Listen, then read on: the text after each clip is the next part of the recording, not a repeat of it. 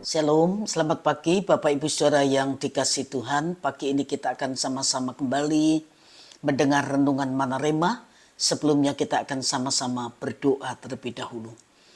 Bapa mengucap syukur kami masih boleh mendengar kebenaran firman-Mu yang mengingatkan kami, menuntun kami langkah demi langkah, agar kami hidup makin berkenan dan makin menyenangkan hati Tuhan. Urapi hamba-Mu dan urapi semua yang mendengar kebenaran ini.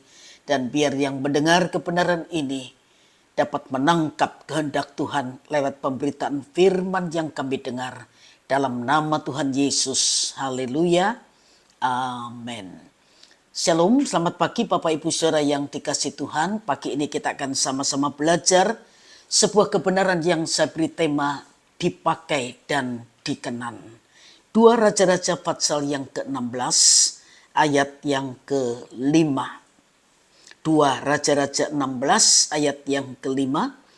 Pada waktu itu majulah Resin Raja Aram dan Pekah bin Remalia Raja Israel untuk memerangi Yerusalem.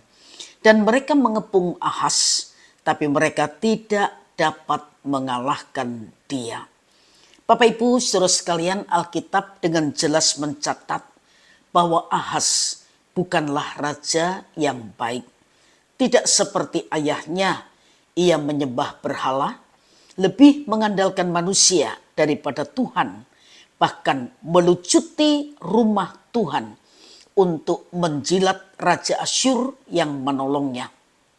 Bayangkan saja, Ahaz mengambil harta milik bait Allah untuk dijadikan upeti bagi Raja Asyur.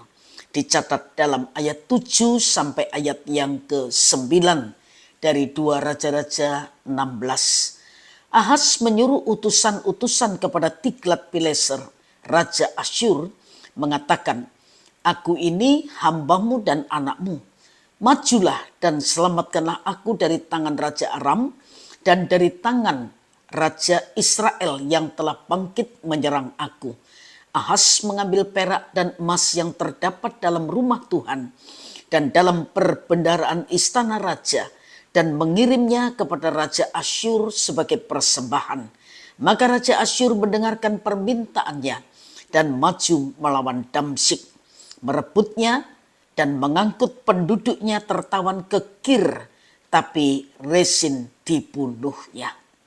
Ya, Bapak Ibu saudara sekalian, Ahaz mendirikan mezbah korban yang meniru bentuk mezbah di Damsyik untuk mempersembahkan korban kepada dewa-dewa yang disembah orang-orang Asyur. Di ayat 10 sampai 14 Bapak Ibu Saudara bisa membaca dari pasal yang sama 2 Raja-Raja 16 ayat 10 sampai ayat yang ke-14. Melihat daftar dosa kejahatan itu, mengapa Allah terkesan masih memakainya menjadi seorang raja? Tidak ada alasan lain. Allah tetap menyatakan anugerahnya kepada Ahaz karena Ahaz masih merupakan keturunan Daud. Tetapi prinsipnya jelas, Ahaz memang dipakai oleh Allah, tapi Ahaz tidak berkenan di hadapan Allah. Ular dalam kisah Adam dan Hawa menggambarkan prinsip dipakai belum tentu berkenan. Dari kisah ini kita dapat melihat Allah memakai ular untuk menguji kesetiaan Adam dan Hawa. Tapi apakah itu lalu membuat ular menjadi berkenan di hadapan Allah? Sekali-kali tidak. Kita tahu alasannya.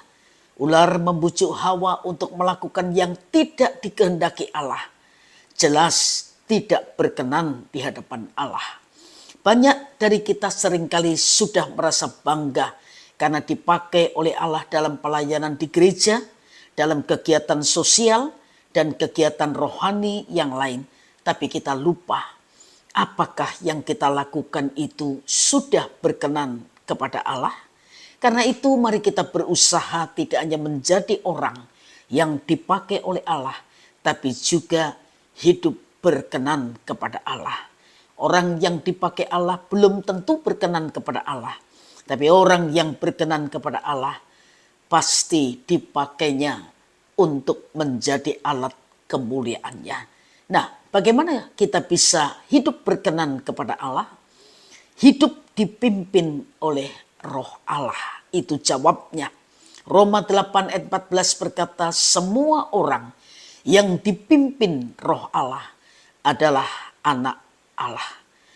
Kalau kita hidup dipimpin oleh Roh Allah, maka kita pasti tidak akan menjadi serupa dengan dunia ini, tapi kita sudah berubah dalam pembaharuan budi sehingga dapat membedakan mana yang kehendak Allah dan mana yang bukan kehendak Allah. Seperti nasihat Rasul Paulus kepada jemaat Roma dalam Roma 12 ayat yang kedua. Sebab itu Bapak Ibu Saudara sekalian, dipakai oleh Allah saja belum cukup, karena yang berkenan kepada Allah yang akan mendapatkan mahkota kehidupan kekal.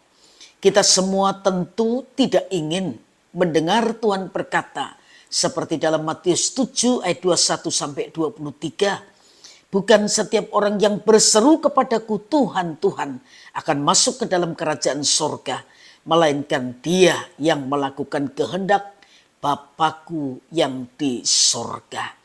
Ironisnya pada hari terakhir banyak orang akan berseru, Tuhan, Tuhan, bukankah kami bernubuat demi namamu?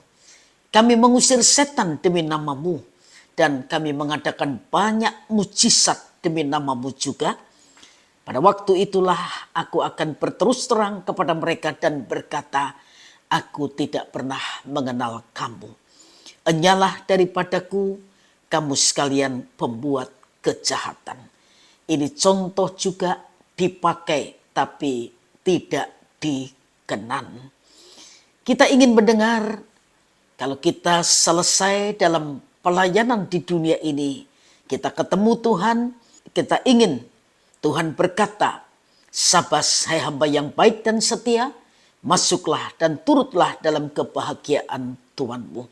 Biar Roh Kudus penolong itu menolong kita untuk terus hidup berkenan kepada Allah, sehingga apa yang kita lakukan tidak sia-sia.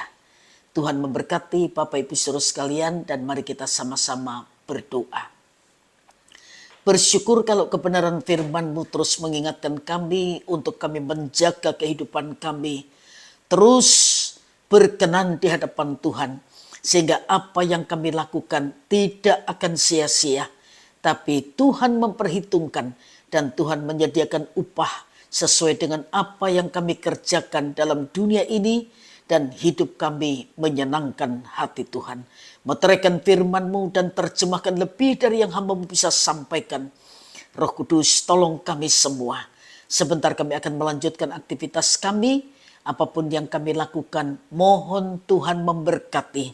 Sehingga apapun yang kami kerjakan yang sesuai dengan kehendak Tuhan, Tuhan buat jadi berhasil untuk kemuliaan nama Tuhan. Terima kasih Tuhan. Dalam nama Tuhan Yesus Kristus kami sudah berdoa. Haleluya. Amin. Selamat pagi. Tuhan memberkati kita semua.